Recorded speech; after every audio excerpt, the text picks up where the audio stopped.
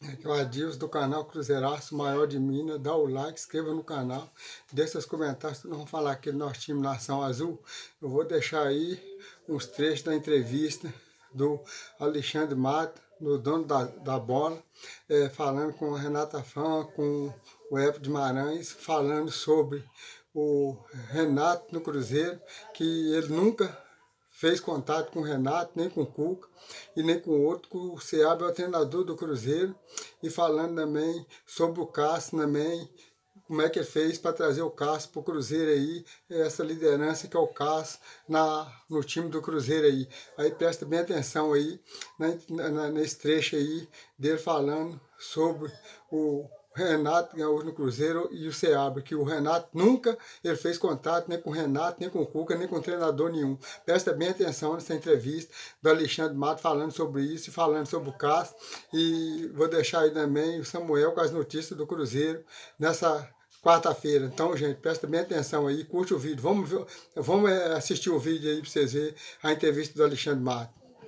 Parece que tem um assunto em pauta aí em Minas Gerais.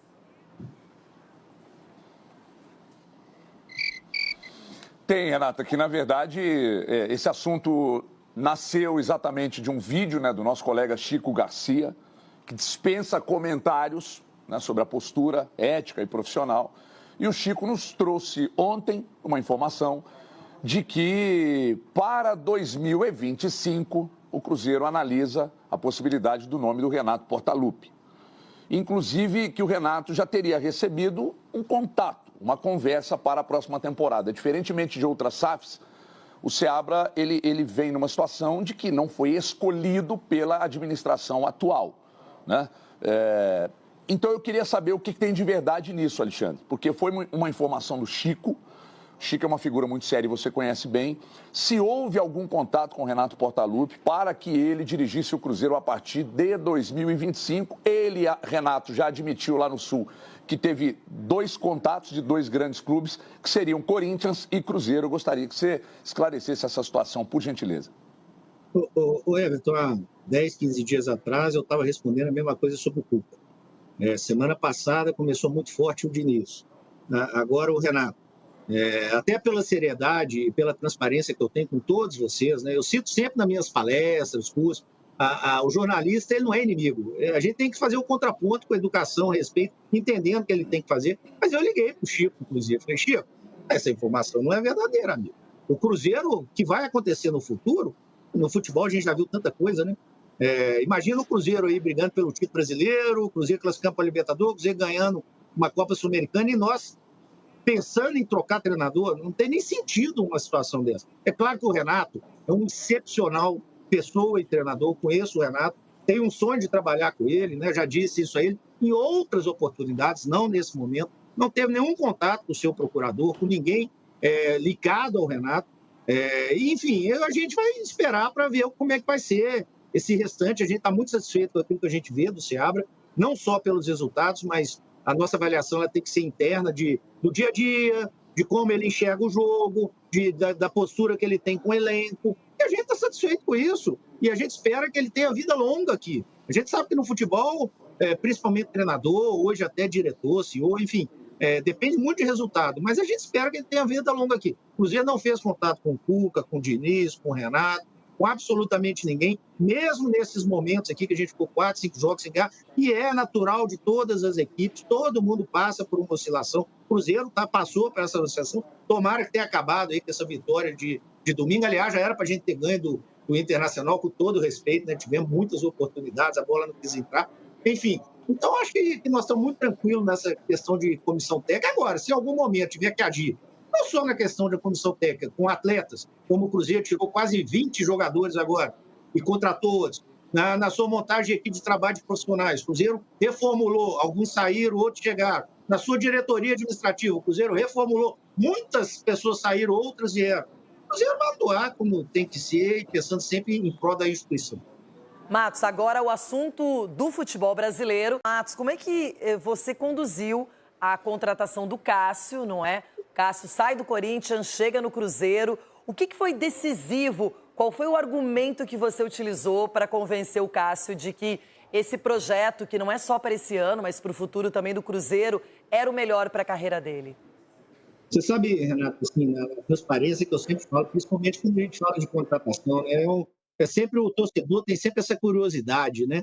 Você sabe que na primeira ligação minha com o Pedro Lourenço, o Pedro Lourenço me convidou para vir para o Cruzeiro e falou: Alexandre, na minha opinião, a gente precisa mexer em todos os setores, inclusive no gol. Eu tenho um sonho. Claro que o Fábio, né, sempre o torcedor cruzeirense, o Pedro Lourenço é muito amigo do Fábio. A gente sabia que o Fábio não iria sair do Fluminense. O Fábio tem contrato longo com o Fluminense, acabou de ser campeão da Libertadores. E ele falou comigo: Alexandre, como eu sei que o Fábio não vai vir, eu queria muito o Cássio.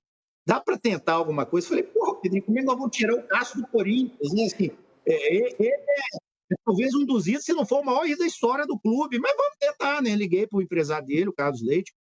A primeira reação foi um silêncio, foi assim: o que você está me pedindo é muito duro. Me dá um minuto. O Cássio falou: Carlos, me falaram que o dono do Cruzeiro lá que assumiu é muito sério, o Alexandre a gente conhece, é muito sério, vamos. E foi assim, falei: como é que é salário dele? Tanto. Liguei, Pedrinho, tanto, beleza. Agora é com vocês, amigo, com o Corinthians, vocês têm que resolver. E foi assim, pediram 15 dias, 20 dias, as coisas foram acontecendo natural. O Cássio veio para o Cruzeiro, para Belo Horizonte, sem ter nenhum documento assinado com o Cruzeiro. Só na palavra, só no fio do bigode, como a gente fala aqui, só no respeito e na admiração profissional que ambos tínhamos.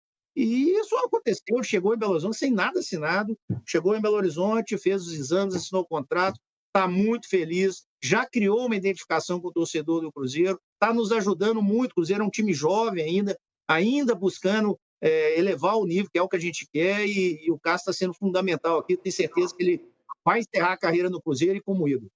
Que contratação, hein, Dedê? Uma ótima contratação, não só pelo nome, mas pelo talento e pela liderança, né? Que o Cássio exerce dentro de um elenco completamente recheado de jogadores que tem qualidade. Volante Japa passou por cirurgia. O Japa foi operado pelos médicos Dr. Daniel Baumfeld e também pelo Dr. Sérgio Campolina. O Daniel Baumfeld, que é especialista nesse tipo de lesão que teve o Japa no pé. E ele foi operado então, e claro, o Dr. Sérgio Campolina, que é médico do Cruzeiro, também a acompanhou. O jogador deve receber alta nesta quarta-feira, e uma informação até que eu coloquei nas minhas redes sociais, como comparação, a lesão do Japa foi parecida com a do Gabriel Veron no início do ano e com a do Neymar antes da Copa de 2018, um prazo de recuperação para retorno pleno aos gramados estimado em 3 meses. O Japa aí dificilmente vai voltar a jogar nesta temporada de 2024. Uma outra informação importante é sobre Arthur Gomes, e dando até uma atualizada nos valores da venda que foi feita pelo Cruzeiro.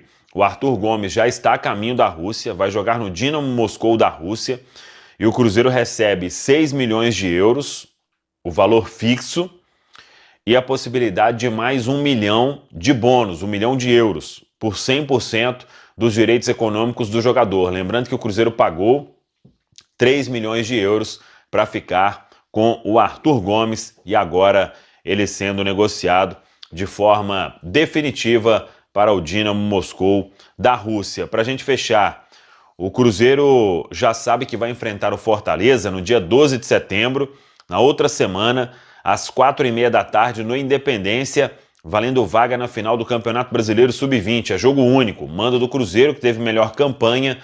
Cruzeiro enfrentando o Fortaleza, então, buscando a vaga na final do Campeonato Brasileiro Sub-20. Na outra semifinal, Palmeiras e Atlético Paranaense. Tá falado, pessoal? Um abraço, até a próxima. Vamos que vamos!